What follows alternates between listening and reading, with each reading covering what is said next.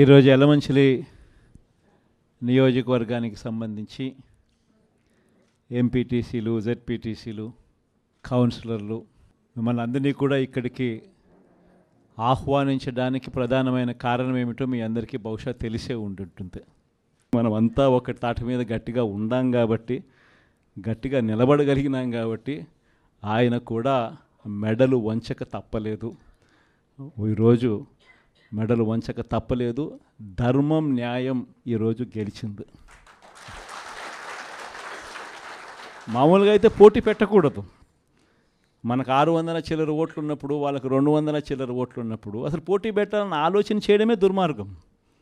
ఆలోచన చేయడమే ధర్మం కాదు, ఆలోచన చేయడమే ఒక అన్యాయం. ఎందుకనంటే నీకు సంఖ్యాబలం లేనప్పుడు నువ్వు ఎందుకు పోటీ పెడతా ఉండవు? అంటే మేము కొనేదానికోసమే కదా, ప్రలోభాలు పెట్టేదానికోసమే కదా, మన తప్పు కదా. అలా చేయడమే ధర్మం కాదు. కానీ అలాంటి మనిషి అలా చేయడం తన నైజం. ఆ మనిషి తన అదే మాదిరిగానే చేసినా కూడా వైఎస్ఆర్ కాంగ్రెస్ పార్టీ కార్యకర్తలందరూ కూడా, నాయకులందరూ కూడా ఒక తాటి మీద గట్టిగా విలువలకు, విశ్వసనీయతకు గట్టిగా నిలబడ్డారు కాబట్టి ఆయన తల వంచక తప్పలేదు.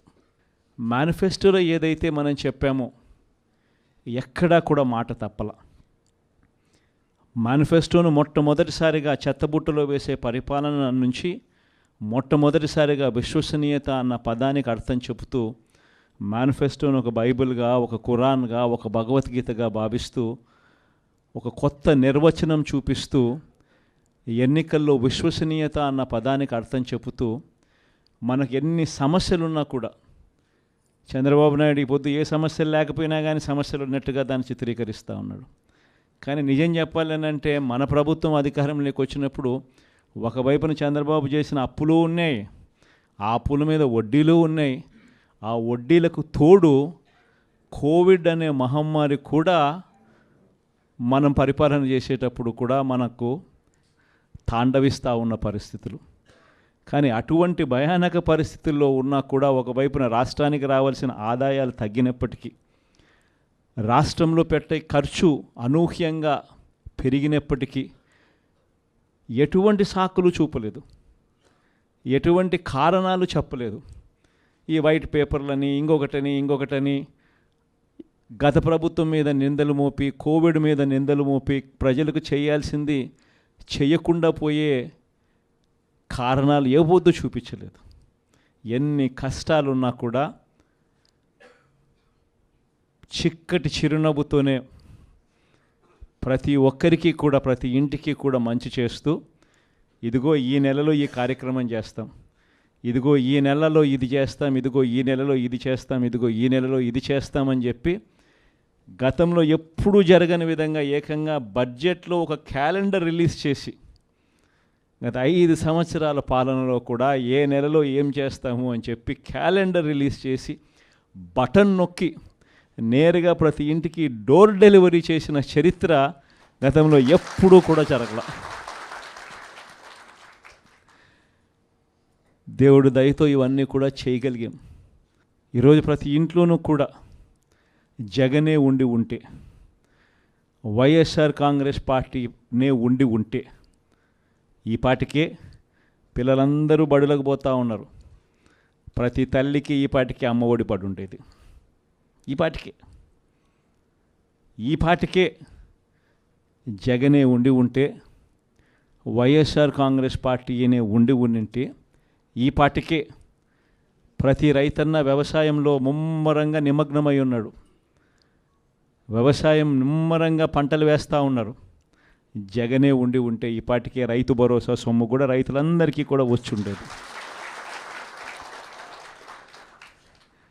జగనే ఉండి ఉంటే, వైఎస్ఆర్ కాంగ్రెస్ పార్టీ ప్రభుత్వం ఉండింటే ఈ పాటికే రైతులకు 2023-24 సంబంధించిన ఖరీఫ్కి సంబంధించిన ఇన్సూరెన్స్ సొమ్ము కూడా కనీసం ఇంతవరకు ఈ ప్రభుత్వం ఇచ్చిన దాఖలాలు లేవు. ఆ డబ్బులు కూడా పడి ఉండేటివి ఈ పాటికి రైతులకు. జగనే ఉండి ఉంటే, వైఎస్ఆర్ కాంగ్రెస్ పార్టీనే ఉండింటే ఈ పాటికే పిల్లలకు విద్యా దీవెన కింద ప్రతి 3 నెలలకు ఒకసారి ఫీజు రీయింబర్స్మెంట్ కింద వాళ్ళకు పడే ఫీజులు ఆ తల్లుల ఖాతాల్లోకి ఈ పాటికే నేరుగా పడుండేటివి. అదే తల్లుల ఖాతాల్లో పడాల్సిన ఫీజు రీయింబర్స్మెంట్ విద్యా దీవెన మామూలుగా ప్రతి 3 నెలలకు ఒకసారి ప్రతి త్రైమాసికానికి అయిపోయిన వెంటనే ఇచ్చే పరిస్థితుల నుంచి ఇప్పటికే 2 త్రైమాసికాలు దాటిపోయాయి. ఇంతవరకు విద్యా దీవెన డబ్బులు ఇంతవరకు ఇవ్వడంలా. వసతి దీవెన డబ్బులు ప్రతి ఏప్రిల్లో మామూలుగా ప్రతి తల్లికి కూడా వసతి దీవెన కింద ఒక ఇన్స్టాల్మెంట్ పడేది. ప్రతి పొదుపు సంఘంలో ఉన్న అక్క చెల్లెమ్మకు 0 వడ్డీ కింద ప్రతి ఏప్రిల్లోనే మామూలుగా అయితే 0 వడ్డీ డబ్బులు పడుండేటివి. అవి కూడా పడకుండా పోయాయి. మత్స్యకార భరోసా పడలేదు, నేతన్న నేస్తం పడలేదు, వాహన మిత్ర కింద కూడా పడాల్సిన సొమ్ము కూడా మామూలుగా జగనే ఉంటే ఇవన్నీ కూడా సాఫీగా జరిగి ఉండేటివి. ఈరోజు ఏం జరుగుతూ ఉంది?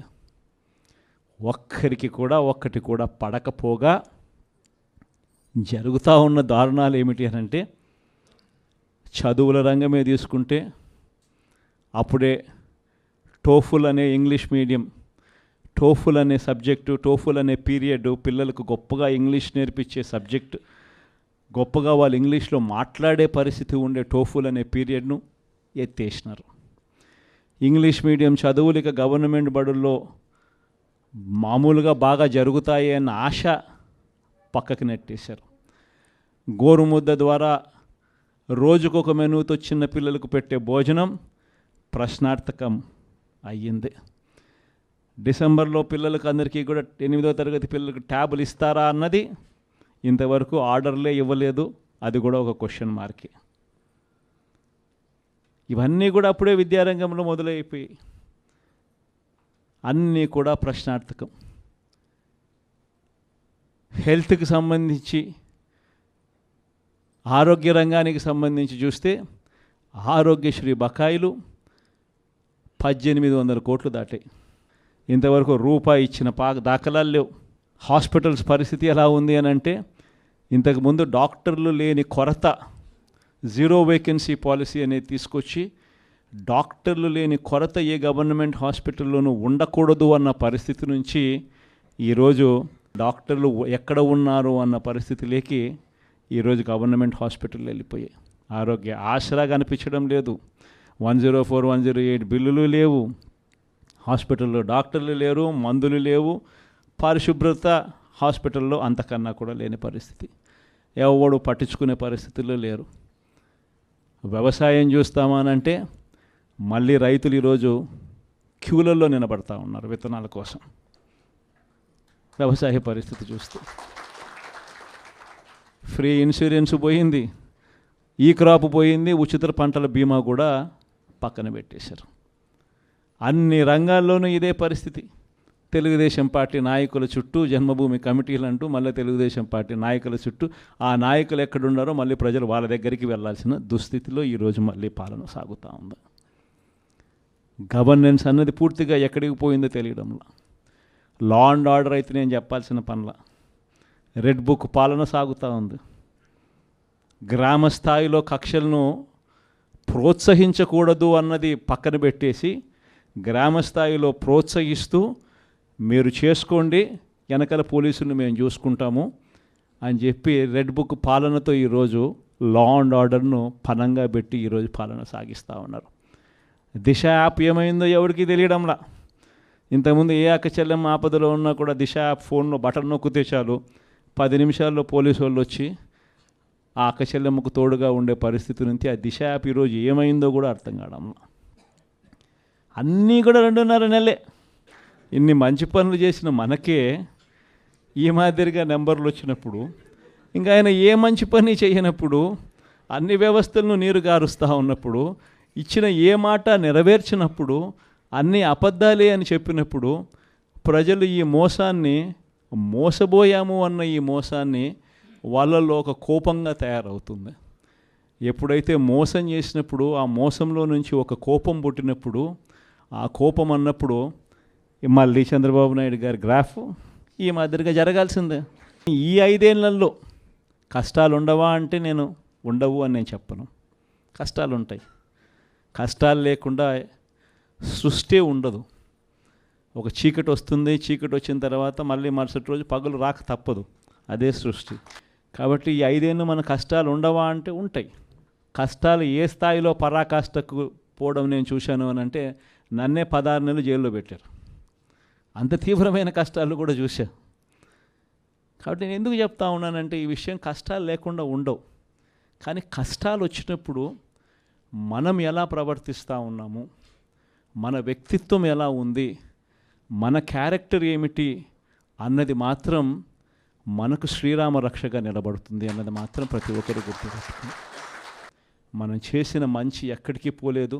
వచ్చే 5 ఏళ్లలో ఏ తెలుగుదేశం పార్టీ కార్యకర్త కూడా ప్రజల్లోకి వెళ్ళి మేము పలాని మంచి చేశాము అని చెప్పుకునే పరిస్థితిలో ఏ తెలుగుదేశం పార్టీ కార్యకర్త ఉండడు. ఎందుకంటే వాళ్ళు చెప్పినటివన్నీ అబద్ధాలు, మోసాలే. కాబట్టి ప్రజలు వాళ్ళ నిలదీసే కార్యక్రమమే జరుగుతుంది.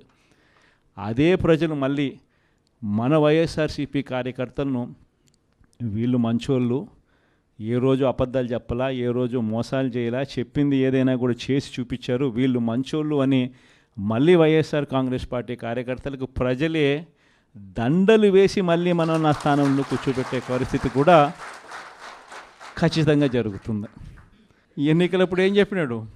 ఎన్నికలప్పుడు వాళ్ళ మనుషులందరినీ ఇళ్ళకి పంపించినాడు. వాళ్ళ ఎమ్మెల్యేలను, వాళ్ళ మనుషులను అందరినీ పంపించి ఇళ్ళకి పంపించినప్పుడు వాళ్ళ క్యాంపెయిన్ కూడా ఏమిటి? చిన్నపిల్లలు కనపడినారనుకో, నీకు 15,000, నీకు 15,000, నీకు 15,000, నీకు 15,000. సంతోషమా అని అడిగేవాడు. ఇంట్లో నుంచి వాళ్ళ అమ్మ బయటకు వచ్చిందనుకో, నీకు 18,000, సంతోషమా అని అనేవాడు. ఆ ఇంట్లో నుంచి వాళ్ళ అమ్మకు సంబంధించిన వాళ్ళ అక్కనో వాళ్ళ చెల్లెలనో బయటకు వచ్చిందనుకో, నీకు 18,000, సంతోషమా అని అనేవాడు. ఆ ఇంట్లో నుంచి ఒక 20 ఏళ్ళ పిల్లోడో ఎవరో ఒకరు బయటకు వచ్చినా అనుకో, నీకు నెలకు 3,000 నిరుద్యోగ వృత్తి, నీకు సంతోషమా అని అనేవాడు. సరే, కండువా వేసుకొని ఒక రైతు ఆ ఇంట్లో నుంచి బయటకు వచ్చినా అనుకో, నీకు 20,000 సంవత్సరానికి, సంతోషమా అని అనేవాడు. ముసలాయమ కనపడితే నీకు 4,000, సంతోషమా అని. ఇదే మాదిరిగానే క్యాంపెయిన్ అంతా జరిగింది. ఇదే మాదిరిగానే క్యాంపెయిన్ అంతా జరిగి ప్రతి ఒక్కరి చెవులోనూ కూడా పెద్ద కాలీఫ్లవర్లు పెట్టి అందరినీ మోసం చేసి ఈరోజు ఇప్పుడు ఆ స్థానంలో కూర్చొని ఉన్నాడు.